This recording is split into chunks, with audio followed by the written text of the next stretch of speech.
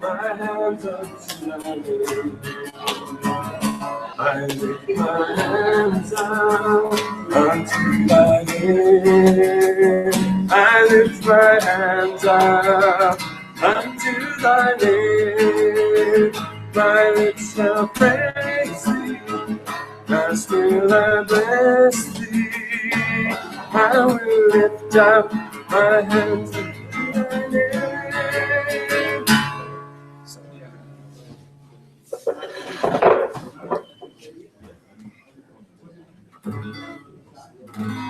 I say, oh Jacob, my ways are hidden from the Lord.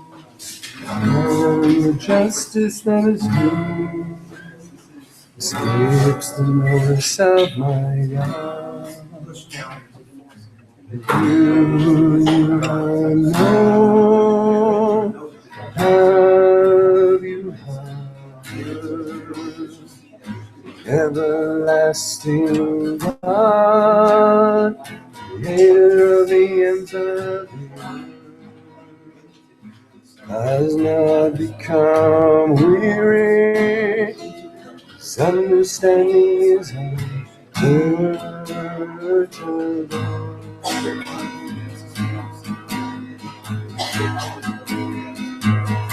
They that wait upon the Lord shall renew their strength. They that wait upon the Lord shall renew their strength. They shall mount up, they shall mount up on wings like eagles. They that wait upon the Lord, they shall run, not grow weary. Wait upon the Lord.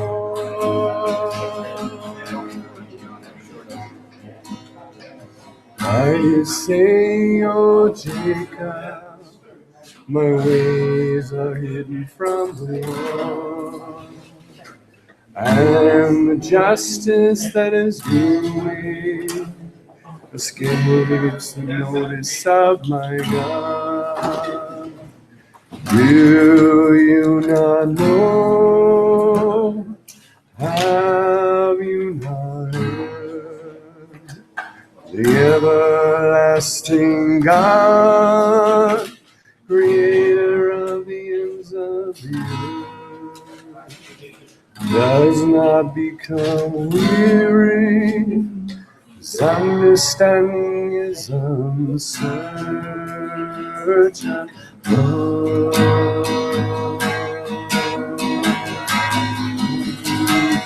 They that wait upon the Lord shall renew their strength. They that wait upon the Lord shall renew their strength. They shall mount up with wings like eagles. They that wait upon the Lord, they shall run, not grow weary. Wait upon the Lord, they shall walk and they shall not tire. They that wait upon the Lord, for the Lord sustains his people. Wait upon the Lord, wait upon the Lord. They shall walk and they shall not tire. They that wait upon the Lord, for the Lord sustains his people. Wait upon the Lord, wait upon the Lord, wait upon the Lord.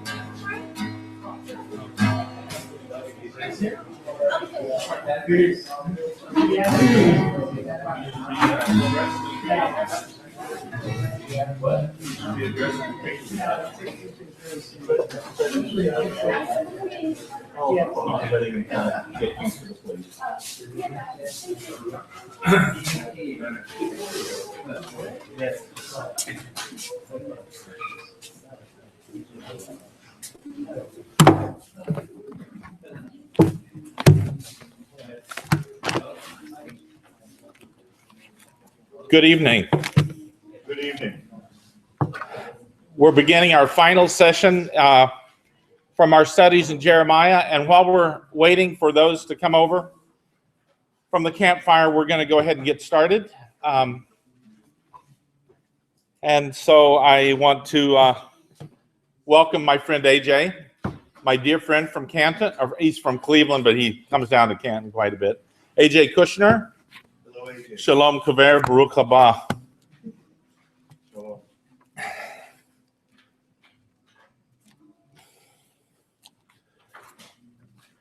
Just to review for a minute, let's turn to Jeremiah chapter 32. We've been talking about the everlasting covenant that God made with his precious people. And there's a statement, verse 40, chapter 32, verse 40, I want to read. And then we'll kick off our final session on Book of Lamentations.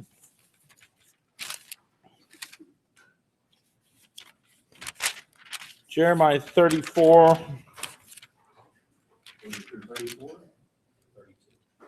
32:40 maybe. Yeah, 32:40.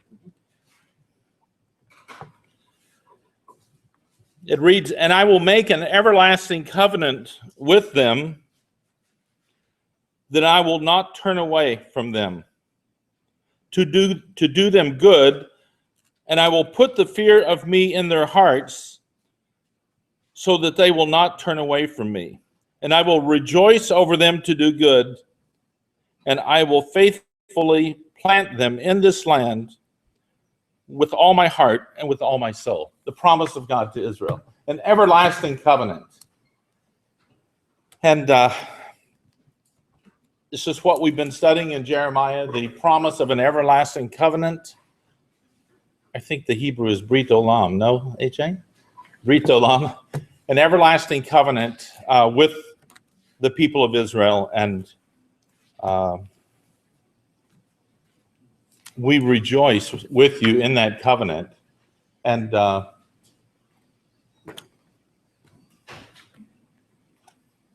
Jeremiah is a difficult book to understand because it's not really in chronological order, but the center part of the book, chapters 30 through 33, is called the Book of Consolation. It's those 4 chapters that have all the precious promises concerning the return. Jeremiah prophesied the evil coming from the north. The introduction to his prophecy is, "What do you see? I see a pot that is poured out, a boiling pot that is poured out, coming from the north." And he said, "You have seen well, prophet, and out of the north evil will come." And so we read about all the prophecies concerning evil coming from the north, Babylon, Nebuchadnezzar coming and taking the people into captivity. And we read prophecies both to the remnant of Israel that was living in captivity, that had survived the Assyrian captivity. There were still pockets of the remnants living in the north. Jeremiah first went north, and great times were happening. There had been almost 100 years of idolatry. The north had gone into captivity, but then Josiah, the righteous king, came up. Hilkiah discovered the book of the law hidden in the wall of the temple, and they brought it out and read it. And as soon as the king read the scroll, he tore his garments and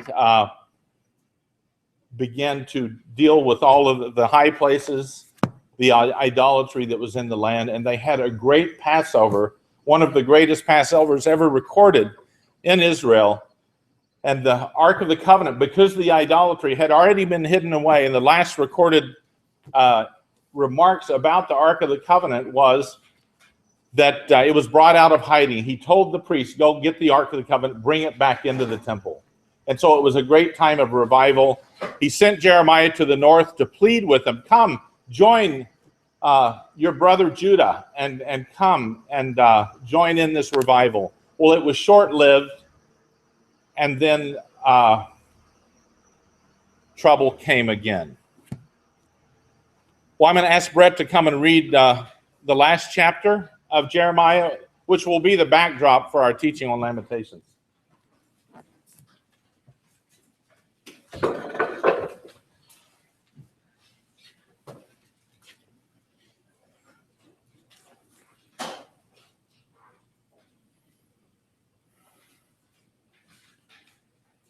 Zedekiah was 21 years old when he became king, and he reigned 11 years in Jerusalem, and his mother's name was Hamutal, the daughter of Jeremiah of Libnah. He did evil in the sight of the Lord like all that Jehoiakim had done, for through the anger of the Lord this came about in Jerusalem and Judah, until he cast them out from his presence. And Zedekiah rebelled against the king of Babylon. Now it came about in the 9th year of his reign, on the 10th day of the 10th month, that Nebuchadnezzar, king of Babylon, came. He and all his army against Jerusalem, camped against it, and built a siege wall around it. So the city was under siege until the 11th year of King Zedekiah. On the 9th day of the 4th month, the famine was so severe in the city that there was no food for the people of the land. Then the city was broken into, and all the men of war fled, and went forth from the city at night by way of the gate between the two walls, which was by the king's garden, though the Chaldeans were all around the city. And they went by way of the Arabah. But the army of the Chaldeans pursued the king and overtook Zedekiah in the plains of Jericho, and all his army was scattered from him. Then they captured the king and brought him up to the king of Babylon at Riblah in the land of Hamath, and he passed sentence on him. The king of Babylon slaughtered the sons of Zedekiah before his eyes, and he also slaughtered all the princes of Judah in Riblah. Then he blinded the eyes of Zedekiah, and the king of Babylon bound him with bronze fetters and brought him to Babylon and put him in prison until the day of his death. Now on the 10th day of the 5th month, which was the 19th year of King Nebuchadnezzar, king of Babylon, Nebuzaradan, the captain of the bodyguard, who was in the service of the king of Babylon, came to Jerusalem. He burned the house of the Lord, the king's house, and all the houses of Jerusalem. Even every large house he burned with fire. So all the army of the Chaldeans who were with the captain of the guard broke down all the walls around Jerusalem. Then Nebuzaradan, the captain of the guard, carried away into exile some of the poorest of the people. The rest of the people who were left in the city, the deserters, and who had deserted to the king of Babylon, and the rest of the artisans. But Nebuzaradan, the captain of the guard, left some of the poorest of the land to be vine dressers and plowmen. Now the bronze pillars which belonged to the house of the Lord, and the stands and the bronze sea which were in the house of the Lord, the Chaldeans broke in pieces and carried all their bronze to Babylon. They also took away the pots, the shovels, the snuffers, the basins, the pans, and all the bronze vessels which were used in temple service. The captain of the guard also took away the bowls, the fire pans, the basins, the pots, the lampstands, the pans, and the drink offering bowls, what was fine gold and what was fine silver. The 2 pillars, the 1 sea, and the 12 bronze bulls that were under the sea, and the stands which King Solomon had made for the house of the Lord. The bronze of all these vessels was beyond weight. As for the pillars, the height of each pillar was 18 cubits, and it was 12 cubits in circumference, and 4 fingers in thickness, and hollow. Now a capital of bronze was on it, and the height of each capital was 5 cubits, with network and pomegranates upon the capital all around, all of bronze. And the second pillar was like these, including pomegranates. There were 96 exposed pomegranates. All the pomegranates numbered 100 on the network all around. Then the captain of the guard took Seraiah, the chief priest, and Zephaniah, the second priest, with the 3 officers of the temple. He also took him from the city 1 official who was overseer of the men of war, and 7 of the king's advisors who were found in the city, and the scribe of the commander of the army who mustered the people of the land, and 60 men of the people of the land who were found in the midst of the city. Bless you. Nebuzaradan, the captain of the guard, took them and brought them to the king of Babylon in Riblah. Then the king of Babylon struck them down and put them to death at Riblah in the land of Hamath. So Judah was led away into exile from its land. These are the people whom Nebuchadnezzar carried away into exile. In the 7th year, 3,023 Jews. In the 18th year of Nebuchadnezzar, 832 persons from Jerusalem. In the 23rd year of Nebuchadnezzar, Nebuzaradan, the captain of the guard, carried into exile 745 Jewish people. There were 4,600 persons in all. Now it came about in the 37th year of the exile of Jehoiachin, king of Judah, in the 12th month, on the 25th of the month, that evil Merodach, king of Babylon, in the 1st year of his reign, showed favor to Jehoiachin, king of Judah, and brought him out of prison. Then he spoke kindly to him and set his throne above the thrones of the kings who were with him in Babylon. So the Jehoiachin changed his prison clothes and had his meals in the king's presence regularly all the days of his life. For his allowance, a regular allowance was given him by the king of Babylon, a daily portion all the days of his life until the day of his death. So that was kind of a tale of two kings, Zedekiah and Jehoiachin. Zedekiah, rebellious against the words of Jeremiah the prophet. Remember the words, go, there's going to be captivity. Go and submit to the king of Babylon. If you do that, you're going to live. And you're going to return to this place. But if you do not, you're going to die. And judgment came upon Zedekiah, the evil king. But Jehoiachin, who was the son of Jehoiakim, was imprisoned for many years, but then was later released and treated kindly at the end of his life. Interesting tale, but that's how the book of Jeremiah ends, and it ends with the story of the captivity, the destruction of the temple, and the north had already been in captivity, and now the south, Judah, had all gone into captivity. So it was a low point in the history of Israel. Lamentations, we call it the Book of Lamentations, but in Hebrew, did you know it's not called Lamentations? The name for the book that we call Lamentations in Hebrew is Echa. Now he's going to have to correct me if I'm saying it wrong, but Echa, and it doesn't mean lamentations. And look at Lamentations chapter 1, verse 1.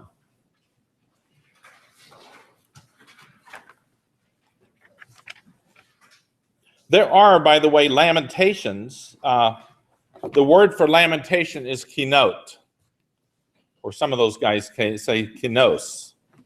Those guys in the north, right? Kinos. Kinot, which means lamentations. And you will remember after Josiah, the righteous king, was slain in battle, Jeremiah uttered lamentations on the death of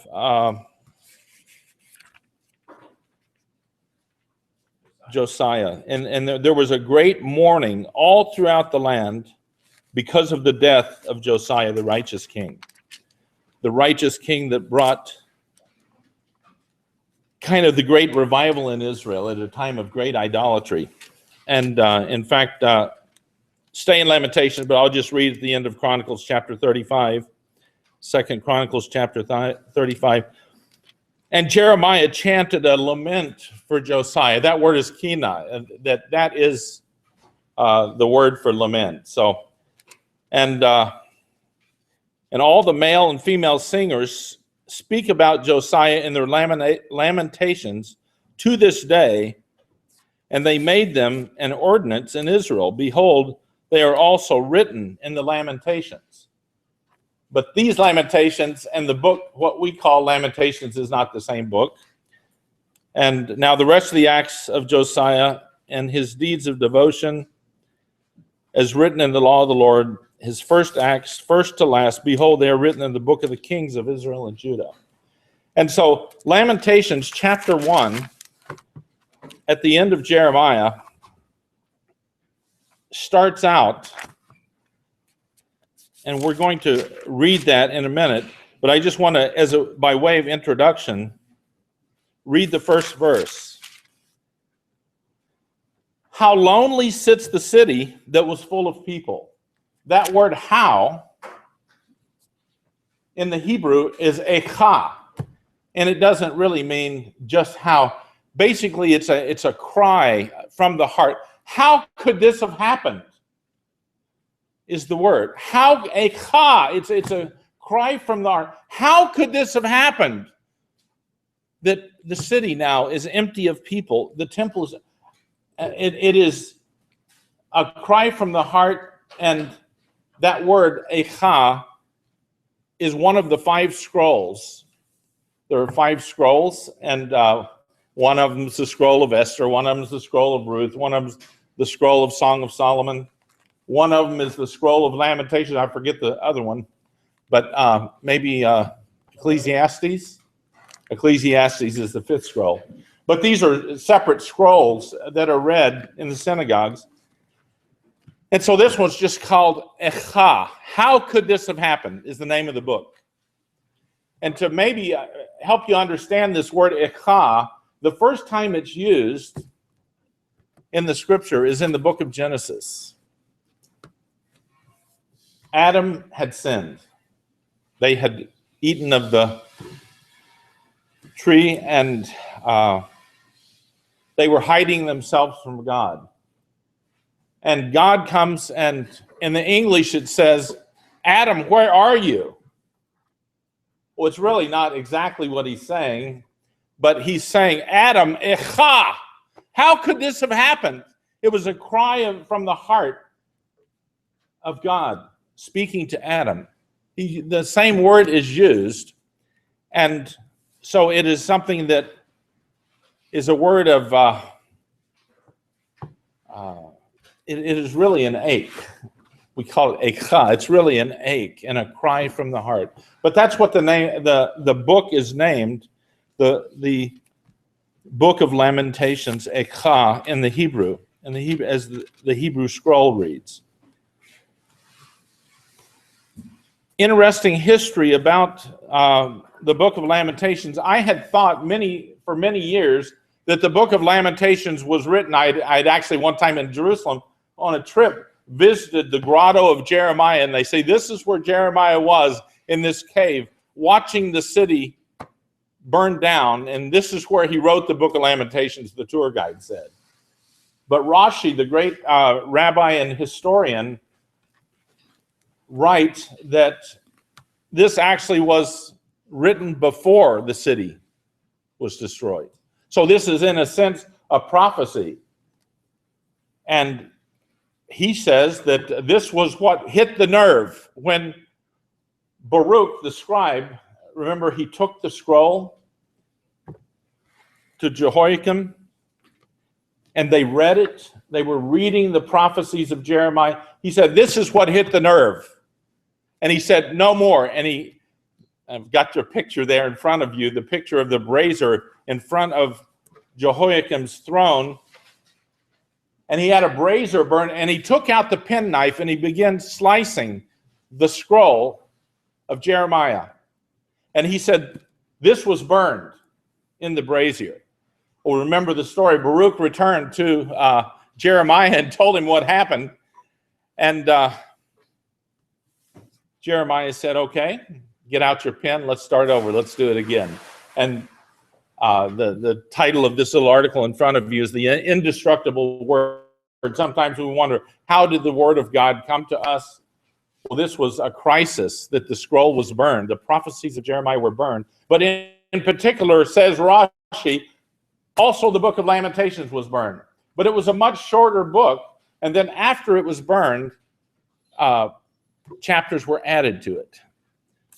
He indicates the first 2 chapters were the original scroll of Lamentations that was talking about the desolate city. And then, yes, Philip.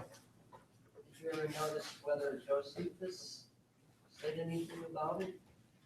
I don't remember, but did you read something? No, I haven't heard that. But the Book of Lamentations is a unique book in that we see the handwriting of God, I think, in this book so clearly.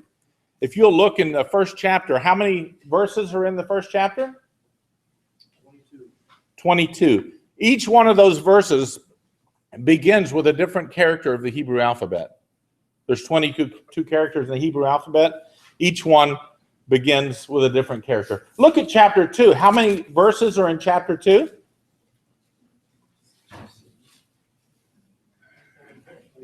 22. Again, according to each of the letters of the Hebrew alphabet. Look at chapter 3. How many verses are in chapter 3? 66.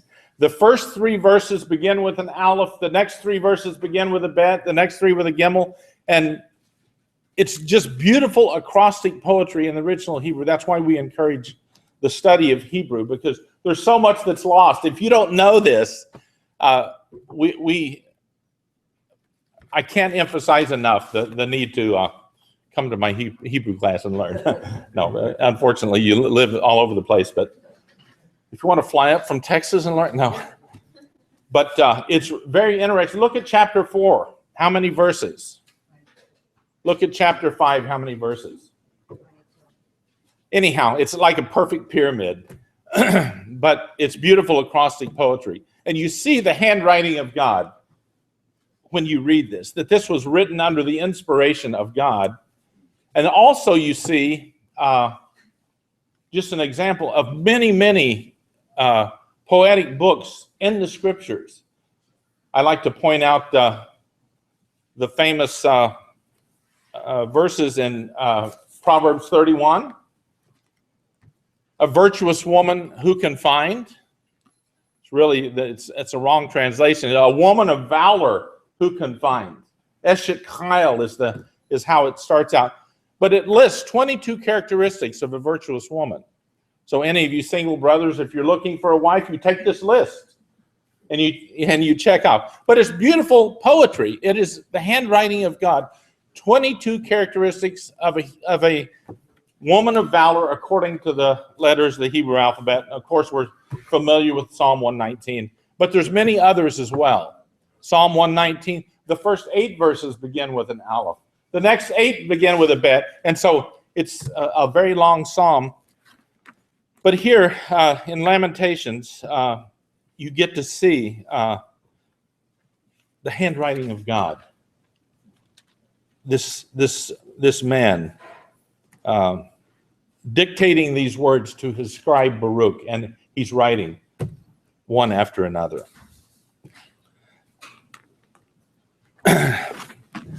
Now, concerning Lamentations, the real word, keynote, there is a book of Lamentations. And I had an experience. I was privileged in the middle of July, I think it was, to go to the shul during there was a fast day called the 9th of Av, Tisha B'Av, where Jews come together, and AJ, you have to correct me if I'm not saying it right. Jews come together to mourn the destruction of the temple. The first temple and the second temple were destroyed on exactly the same day. Many other atrocities happened on that same day. The spies came back from the land with the evil report on that day. The Spanish Inquisition, the liquidation of the Warsaw Ghetto, many, many tragedies happened on that particular day. So it's become known as the fast of the 5th month, is how Jeremiah records it.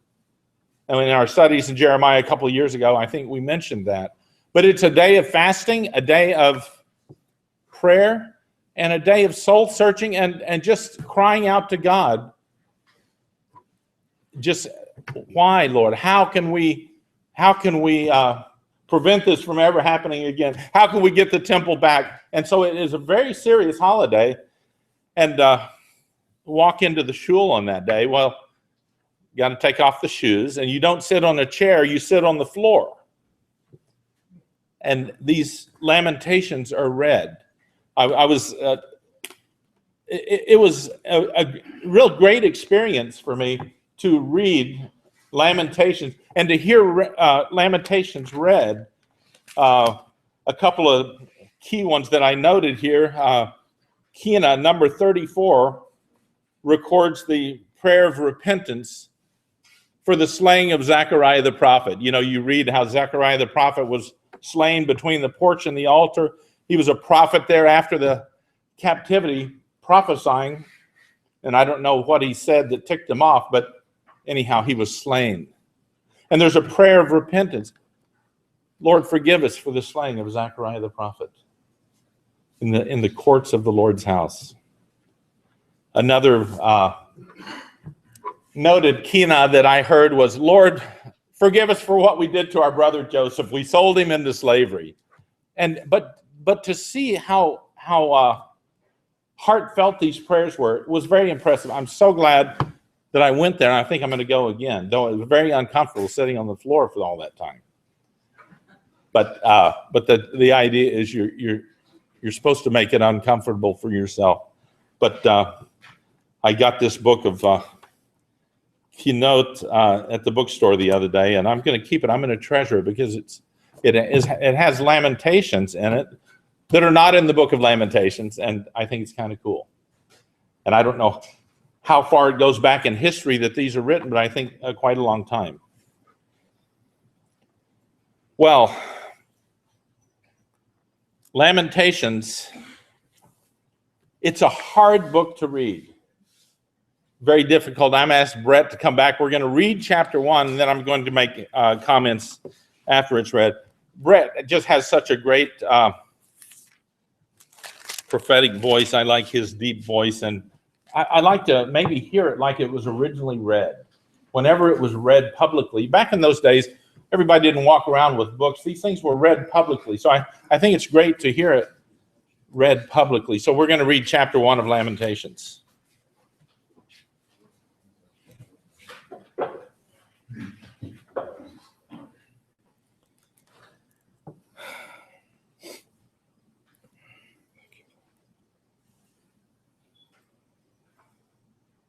How lonely sits the city that was full of people. She has become like a widow who was once great among the nations. She who was a princess among the provinces has become a forced laborer. She weeps bitterly in the night, and her tears are on her cheeks. She has none to comfort her among all her lovers. All her friends have dealt treacherously with her. They have become her enemies. Judah has gone into exile under affliction and under harsh servitude. She dwells among the nations, but she has found no rest. All her pursuers have overtaken her in the midst of distress. The roads of Zion are in mourning because no one comes in the appointed feast. All her gates are desolate. Her priests are groaning. Her virgins are afflicted, and she herself is bitter. Her adversaries have become her masters. Her enemies prosper, for the Lord has caused her grief because of the multitude of her transgressions. Her little ones have gone away as captives before the adversary, and all her majesty has departed from the daughter of Zion. Her princes have become like bucks. They have found no pasture, and they have fled without strength before the pursuer. In the days of her affliction and homelessness, Jerusalem remembers all her precious things that were from the days of old, when her people fell into the hand of the adversary, and no one helped her. The adversary saw her. They mocked at her ruin. Jerusalem sinned greatly. Therefore, she has become an unclean thing. All who honored her despise her, because they have seen her nakedness. Even she herself groans and turns away. Her uncleanness was in her skirts. She did not consider her future. Therefore, she has fallen astonishingly. She has no comforter. See, O Lord, my affliction, for the enemy has magnified himself. The adversary has stretched out his hand over all her precious things. For she has seen the nations enter her sanctuary, the ones who thou didst command that they should not enter into thy congregation. All her people groan, seeking bread. They have given their precious things for food, to restore their lives themselves. See, O Lord, and look, for I am despised. Is it nothing to all you who pass by this way? Look and see if there is any pain like my pain, which was severely dealt out to me, which the Lord inflicted on the day of his fierce anger. From on high he sent fire into my bones, and it prevailed over them.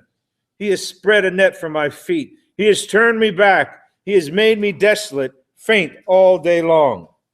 The yoke of my transgressions is bound. By his hand they are knit together. They have come upon my neck. He has made my strength fail. The Lord has given me into the hands of those against whom I am not able to stand. The Lord has rejected all my strong men in my midst. He has called an appointed time against me to crush my young men. The Lord has trodden as in a winepress the virgin daughter of Judah. For these things I weep. My eyes run down with water, because far from me is a comforter, one who restores my soul. My children are desolate, because of the enemy has prevailed. Zion stretches out her hands. There is no one to comfort her. The Lord has commanded concerning Jacob that the ones round about him should be his adversaries. Jerusalem has become an unclean thing among them. The Lord is righteous, for I have rebelled against his command. Hear now, all peoples, and behold my pain. My virgins and my young men have gone into captivity. I called to my lovers, but they deceived me. My priests and my elders perished in the city, while they sought food to restore their strength themselves. See, O Lord, for I am in distress. My spirit is greatly troubled. My heart is overturned within me, for I have been very rebellious. In the street the sword slays. In the house it is like death. They have heard that I groan. There is no one to comfort me. All my enemies have heard of my calamity. They are glad that thou hast done it. Oh, that thou wouldst bring the day which thou hast proclaimed, that they may become like me. Let all their wickedness come before thee, and deal with them as thou hast dealt with me. For all my transgressions, for my groans are many, and my heart is faint. Thank you, brother.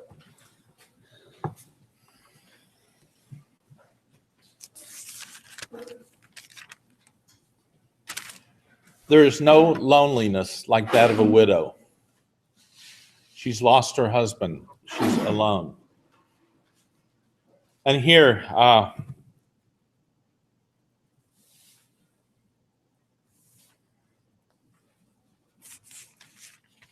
the heart cry of Jeremiah, speaking about the loneliness and all of the words that are used here to describe this condition: affliction, servitude, enemies, no rest, pursuers, overtaken, distress, mourning, groaning, afflicted, desolate. It's just incredible, the words that are used here in the cry of Jeremiah. But something happens in verse 11. It's talking about, in the first 10 verses, it's talking about this widow. And then the tense changes, and all of a sudden it becomes first person in the second half of this chapter. Chapter 10, the adversary has stretched out his hand over all her precious things. Oh, I'm sorry, 11.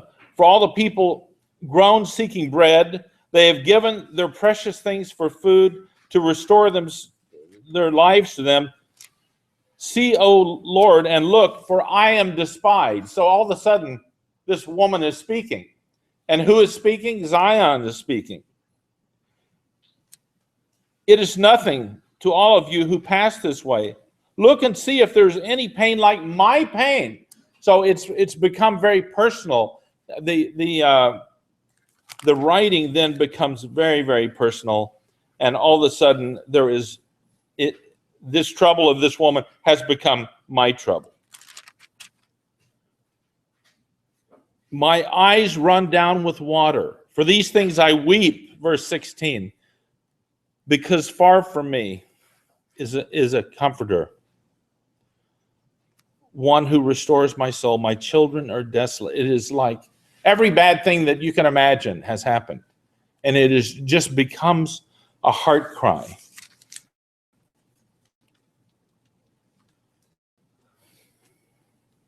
See, O Lord, for I am in distress. My spirit is great. My heart is overturned. So repentance here in these words. But here, Judah has gone into captivity. And here, the groaning, the lamentations. Well, let's skip over to chapter 2. I just want to, somebody asked me a question earlier concerning verse 1 of chapter 2. How the Lord has covered the daughter of Zion with a cloud in his anger. He has cast from heaven to earth the glory of Israel, and has not remembered his footstool in the day of his anger. What does it mean he has cast from heaven the glory of Israel? Well, I looked at Rashi's commentary because I couldn't adequately answer this question when it was asked me. Do you know what Rashi says? He took Israel. It's like a father would take a child. But it's a rebellious child, and then she's cast to the earth. But the description that he has of that was just interesting. So, Tommy, who was to ask me the question today? It was Tommy and somebody else, yes? I thought it was somebody else early this morning. But here, cast from heaven to earth. And the question was, is there a spiritual Israel and a physical Israel? But it was like he took her and then disciplined her, cast her to the earth. Okay. You want me to speak in the mic? Okay. I had heard another rabbi, I don't remember his name, to be honest, Elliot something. He had talked about how Adam and Eve, when they were in the garden, they were the ultimate display of what humanity is supposed to be. And what God wanted for Adam and Chava would be that they would enter into whatever Israel is. And so there's almost this mystical idea of Israel, where Israel is everything that God has purposed for humanity to be. So when Jacob prevailed, it became Israel. Suddenly, this man is displaying something beyond just what humanity was created, but something into what humanity was destined for. And so the people of Israel are those who are also they who prevail and overcome into a place where they're beyond just what Adam is, but into a place where God has purposed and ultimately made humanity to become. And so this idea of he has hurled down the glory of Israel, it's almost as if this heavenly reality that these people have, they're the daughter of Zion, and they have all of the beauty of Zion as well. And somehow these people who are united with God are being cast down. And I don't know exactly what's there, but there's something that needs to be felt out there that I'm not able to quite see and perceive yet. Is that making sense? Interesting thoughts. I don't know, but any other comments from anyone? Brother Philip has something here. there are several phrases cast down in different parts of the Bible talking about casting down idols, casting down images, casting down as though the altar of Baal was cast down. We know from earlier in Jeremiah that there was a lot of idolatry going on, so it's as though the Lord has broken it down, cast it down. The same phrase as in these other passages throughout the Tanakh, casting down because of its rebellion against the Lord. Thank you. Anybody else? We want your questions. I was just thinking of Psalm 78 that I read from earlier, where it said, he forsook the tabernacle of Shiloh, the tent which he placed among men, and delivered his strength into captivity and his glory into the enemy's hand. So That seems very fitting. Yes. Good. Mark? I just have a comment on the continuation of this verse. If it's okay to comment on this in the part that says, and I have it here, and did cast down the beauty of Israel, and did not remember his footstool in the day of his anger. And this cohered for me with some thoughts that I'd had on Psalm 110, where the Lord said to my Lord, sit at my right hand till I make your enemies your footstool.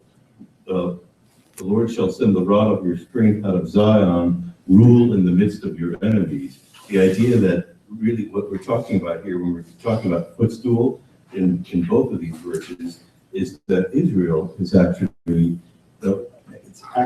it's being talked about as enemies, as we certainly have been dealing with in Jeremiah, with the disobedience and treachery of the people.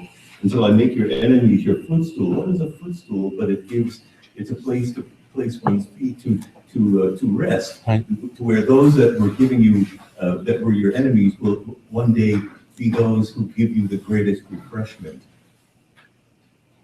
Good. Thank you.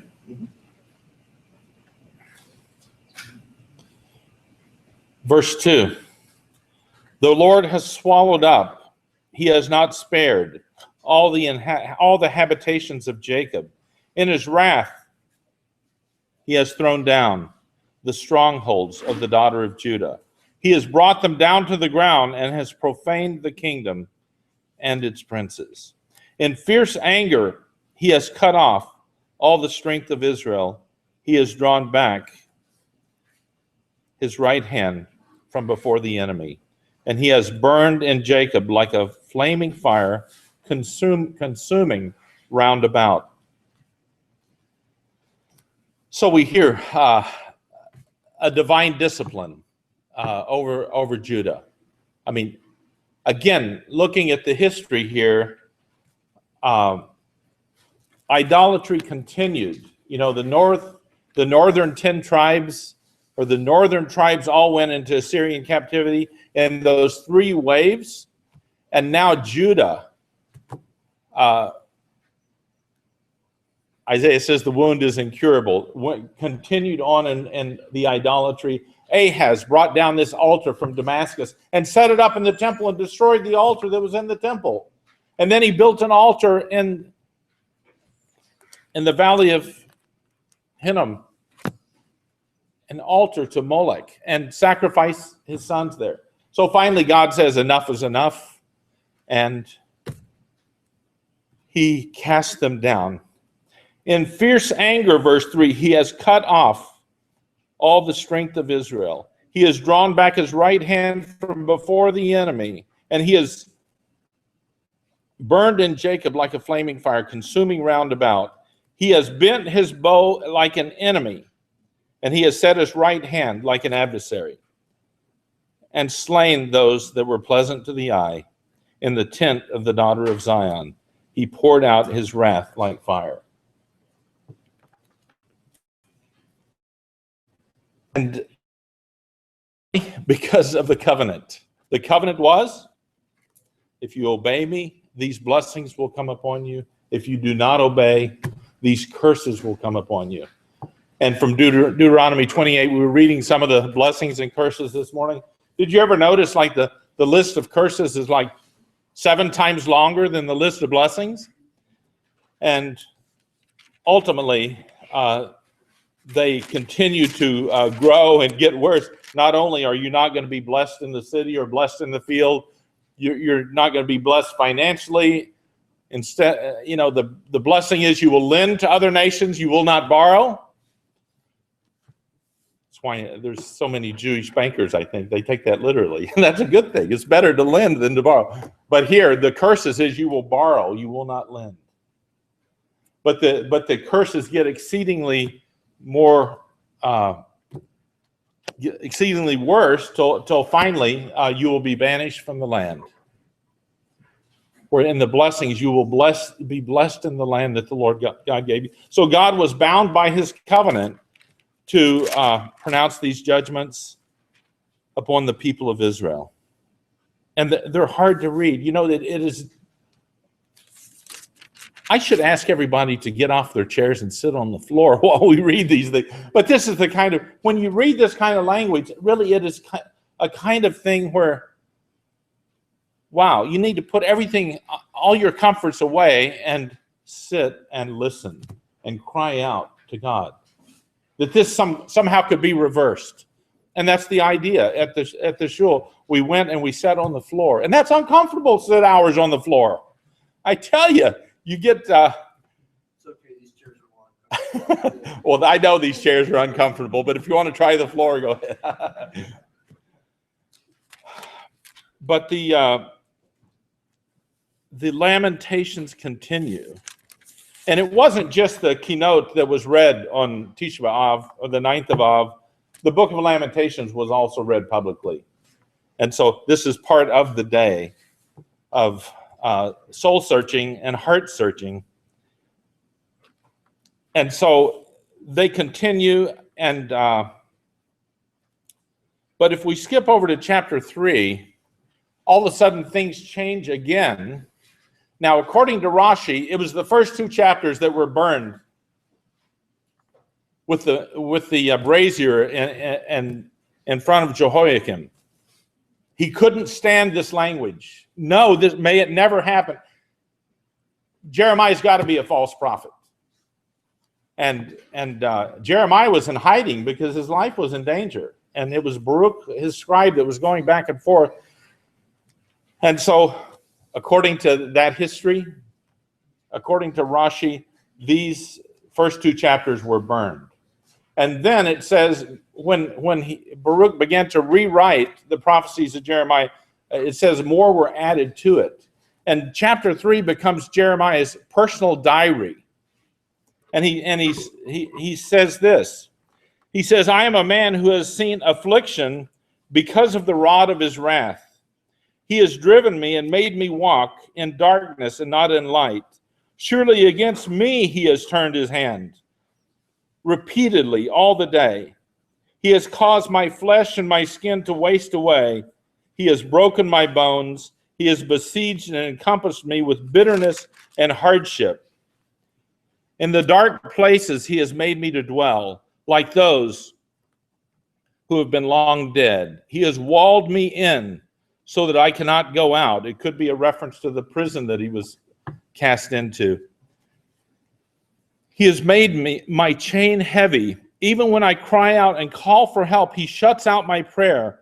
He has blocked my ways, verse 9, with hewn stone. He has made my paths crooked. He is to me like a bear lying in wait, like a lion in its secret places. It's just like everything is going wrong here, and I'm in dire straits. He has turned aside my ways and torn me to pieces. He has made me desolate. He bent his bow and sent me as a target for the arrow. He made me the bow, and Jeremiah was the target, and that wasn't so much fun. No wonder he was the weeping prophet. But here, he's called the weeping prophet. Listen to the cry of Jeremiah's heart. To enter into my inward parts. I have become a laughingstock to all my people, their mocking song all day. He has filled me with bitterness, and he has made me drunk with wormwood. He has broken my teeth with gravel. He has made me to cower in the dust, and my soul has been rejected from peace. I have forgotten happiness. I mean, this is a man that has seen the affliction of God. So I say, my strength has perished, and so has my hope from the Lord. Remember my afflictions and my wandering, the wormwood and the bitterness. Surely my soul remembers and is bowed down within me. But this I call to mind. A little bit of hope comes. Look in verse 21. This I recall to mind, therefore I have hope. He remembers the goodness of God. The Lord's loving kindnesses, the word is chesed, the Lord's loving kindnesses indeed never cease. He's full of compassion, one of the attributes of God. Remember when he hid Moses away and walked in front, and it was the attributes of God were repeated? It says he is full of compassion, and his loving kindnesses never cease. Indeed, never cease, for his compassions, nachum is the word for compassion, never fail. They are new every morning. Great is thy faithfulness. So all of a sudden, he's getting hope, remembering the attributes of God, that every morning his mercies are new. Therefore, I have hope. The Lord is good for those who wait for him, to the person who seeks him. So he sees here as a key during this time of affliction to seek God. And that means to run after God, to get in a quiet place and pour out your heart to God, to seek God.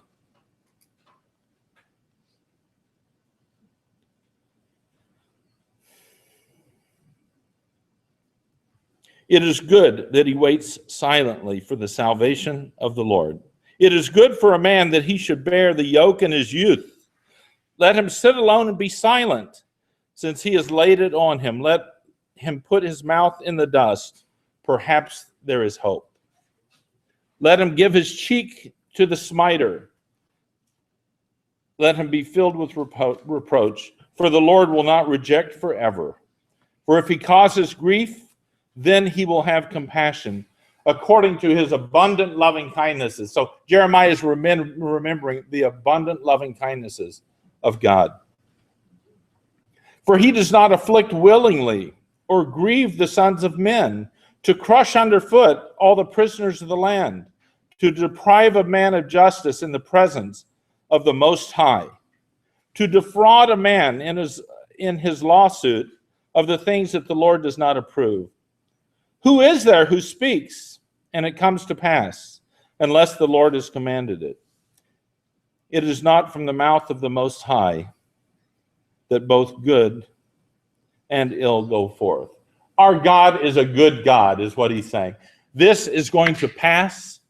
Therefore, I have hope when I consider the character of God.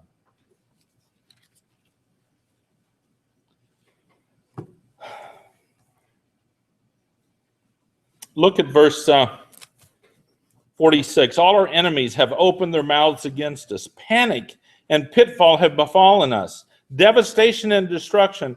My eyes run down with streams of water because of the destruction of the daughter of my people. My eyes pour unceasingly without stopping. Tears being cried before the Lord. But you know, there's a verse that says God saves those tears. He keeps them in a little bottle, you know? I think it says in Psalms, he keeps the tears of his people. Well, my eyes pour down in unceasingly without stopping, until the Lord looks down and sees from heaven. My eyes bring my pain to my soul because of all the daughters of my city. My enemies without cause hunted me down like a bird. They have silenced me in the pit and have placed a stone on me. Waters flowed over my head. I said, I am cut off. I called on thy name, O Lord, out of the lowest pit. I wonder if he was referring to that cistern we were reading about this morning, that he was put into the cistern and there was no water in the cistern, only mud, and he sank down in that mud. The lowest pit. But thou hast heard my voice. Do not hide thine ear from my prayer for relief, nor from my cry for help. Thou didst draw near when I called on thee. Thou didst say, do not fear. O Lord, thou didst plead my soul's cause. Thou hast redeemed my life. He sing hope. O Lord, thou hast seen my oppression. Judge my case. Thou hast seen all their vengeance and their schemes against me. So this is a personal diary of Jeremiah in the middle of Lamentations.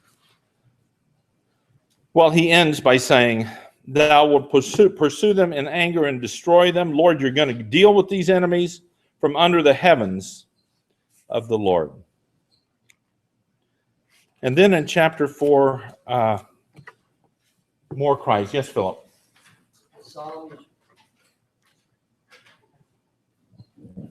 The psalm you refer to is 56:8. And read it. Yeah. You tell my wanderings, you put my tears into a bottle. Are they not in your book? So not only a bottle, but also a book. Maybe he makes ink out of them. Well, but look in chapter 4. I love these verses. How dark the gold has become, remembering the temple, remembering the beauty. They say the temple of Solomon, there was nothing like it. I've heard rabbis when I was on trips to Israel that said anyone that has seen the temple has never seen anything like it in their lives. And that it was covered with gold, and the sunshine would hit it, and it was like a flame that was burning. It would take your breath away, they said. But the gold has become dim. How the pure gold has changed. The sacred stones are poured out at the corner of every street. The precious sons of Zion, weighed against fine gold, how they are regarded as earthen jars, the work of the potter's hands. I like the precious sons of Zion are compared to the finest gold. God loves his people.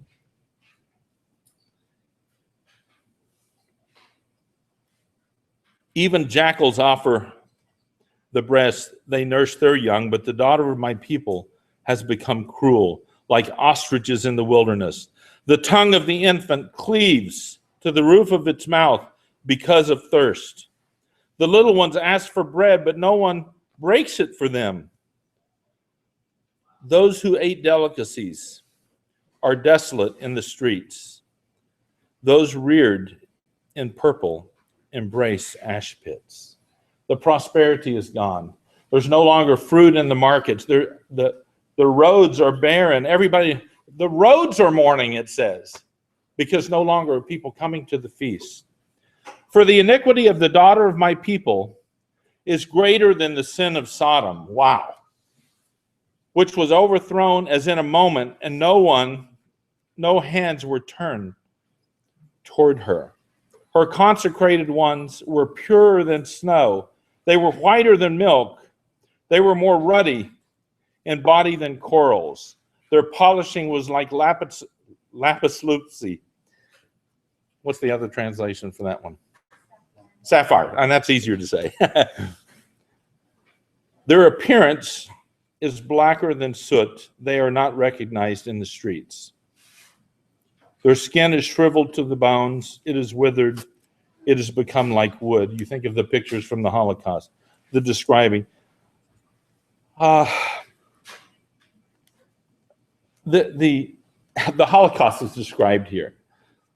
The hands of a compassionate woman boiled their own children. They became food for them. And you know that's in the judgments in Deuteronomy 28, Leviticus 26. The flesh of your sons and the flesh of your daughters you will eat. It's a judgment upon disobedience.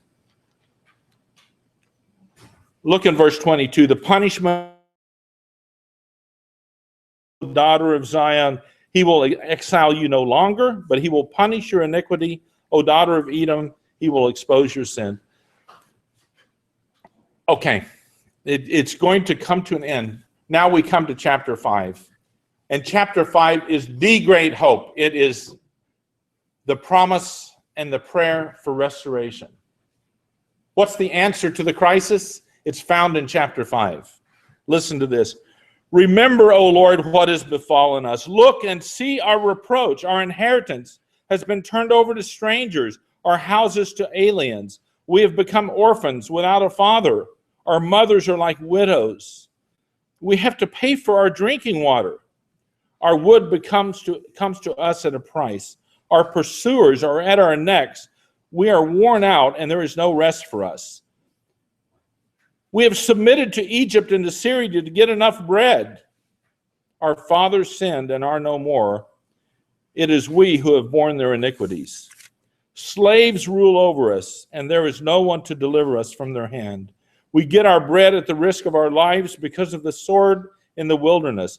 Our skin has become as hot as an oven because of the burning heat of famine. They ravished the women in Zion, the virgins in the cities of Judah. And this was a dark time. Princes were hung by their hands. Elders were not respected. Young men worked at the grinding mill, and youths stumbled under loads of wood. Elders are gone from the gate, young men from their music. The joy of our heart has ceased. Our dancing has turned into mourning. The crown has fallen from our head. Woe to us, for we have sinned. A recognition, Lord, we have sinned. Because of that, our heart is faint. Because of these things, our eyes are dim. Because of Mount Zion, which lies desolate, foxes prowl on it.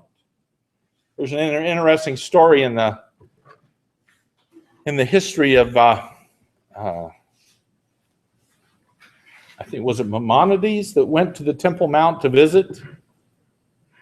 Some of the great rabbis, some years after the temple was destroyed.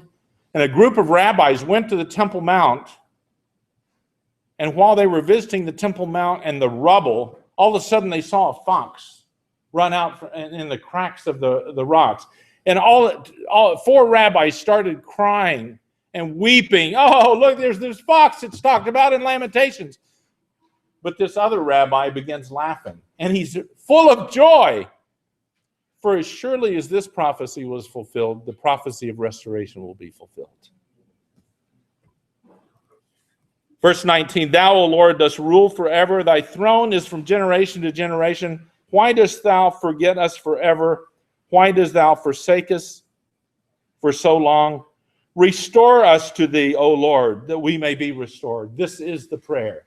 Restore us to thee, O Lord, and we will be restored. Renew us as in days of old, unless thou hast utterly rejected us and are exceedingly angry with us.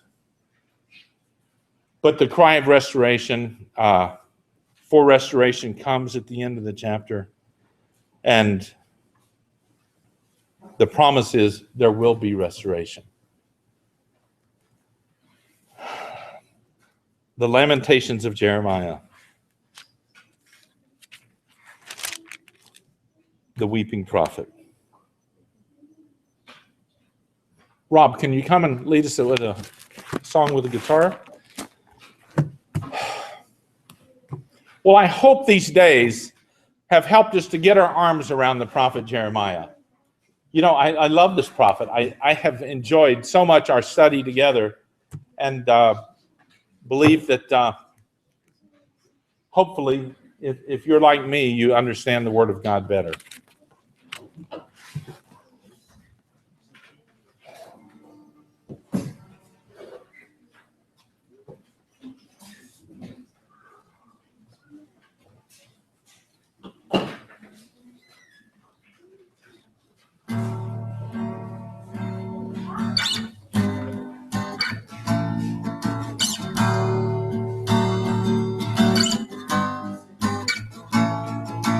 Lord, I have heard of your faith. I stand in awe of your deeds. Oh Lord, I have heard stand in awe of your deeds, oh Lord. Renew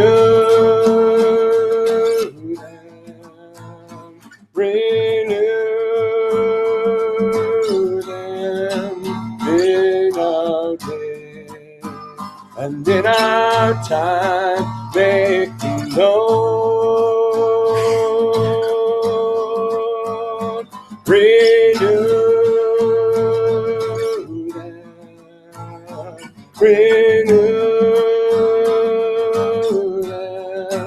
in our day, and in our time make them known. In wrath,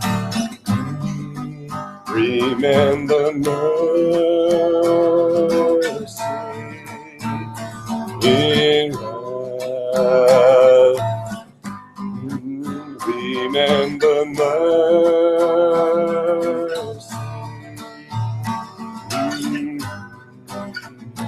I know, Lord, I have heard of your fame. I stand in awe of your deeds, oh Lord. I have heard of your fame. I stand in awe of your deeds, oh Lord. Renew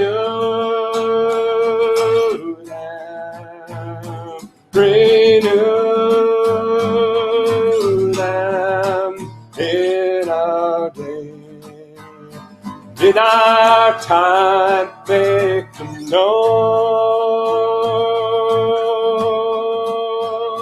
Renew them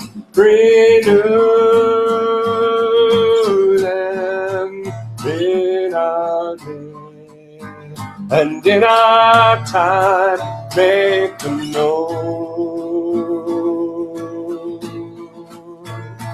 In wrath, remember mercy. In wrath, remember mercy.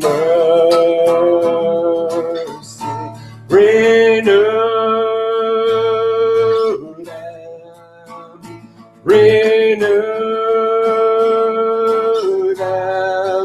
in our day, and in our time make them known. Renew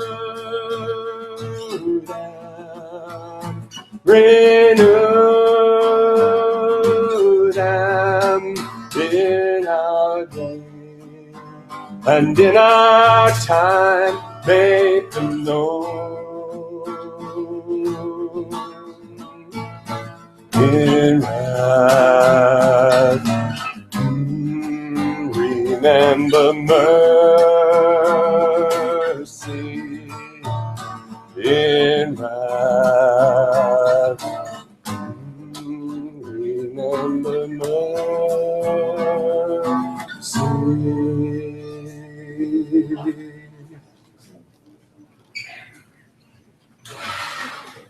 AJ just reminded me of another story I forgot to share.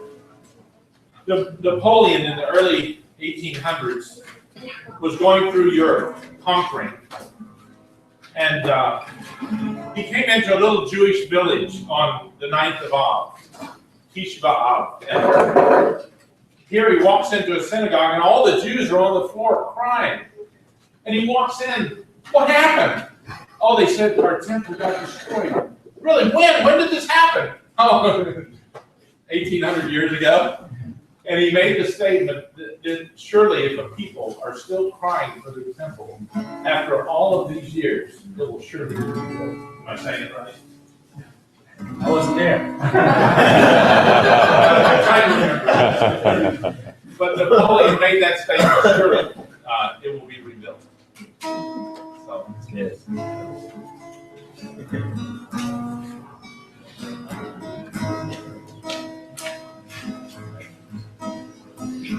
Why do you say, O Jacob, my ways are hidden from the Lord, and the justice that is due me escapes the notice of my God? Do you not know? Have you not heard?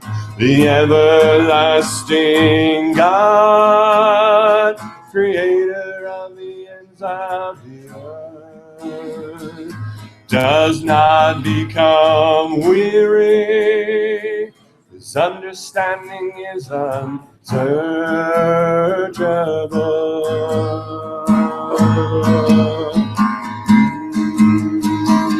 They that wait upon the Lord shall renew their strength.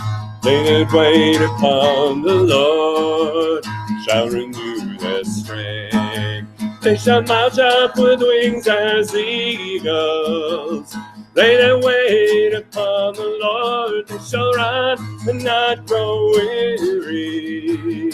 Wait upon the Lord. Wait upon the Lord. They that wait upon the Lord shall renew their strength. They that wait upon the Lord shall renew their strength. They shall walk and they shall not tire. They that wait upon the Lord, for the Lord sustains his people. Wait upon the Lord. Wait upon the Lord. Why do you say, O Jacob, my ways are hidden from the Lord, and the justice that is due me escapes the notice of my God? Do you not know? Have you not heard? The everlasting God, creator of the ends of the earth, does not become weary.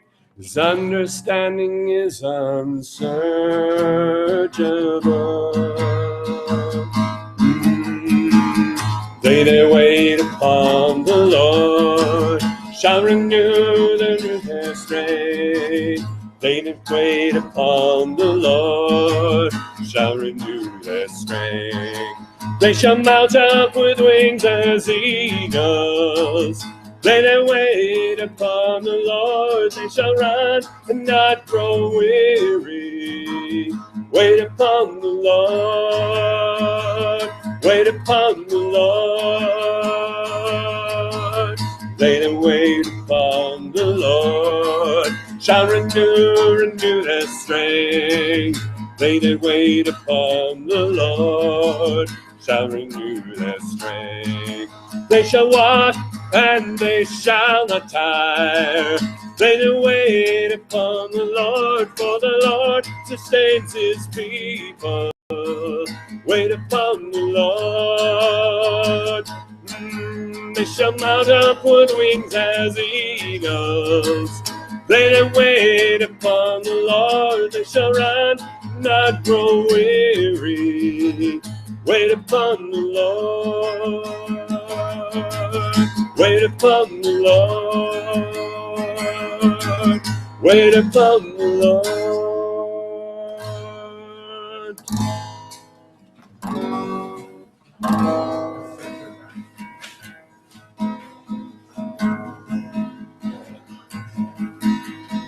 This is the covenant that I will make with the house of Israel. This is the covenant that I will make with the house of Israel. After those days, said the Lord, I will put my laws in their minds, write them in their hearts. And I will be to them a God. They shall be to me a people. From the least to the greatest among them, they will know the way of the Lord and the way that they should go. I will forgive them, I will heal them, sin will I remember no more. This is the covenant that I will make with the house of Israel. After those days, said the Lord, I will put my laws in their minds, write them in their hearts. And I will be to them a God. They shall be to me a people. From the least to the greatest among them, they will know the way of the Lord and the way that they should go. I will forgive them, I will heal them, the sin will I remember no more.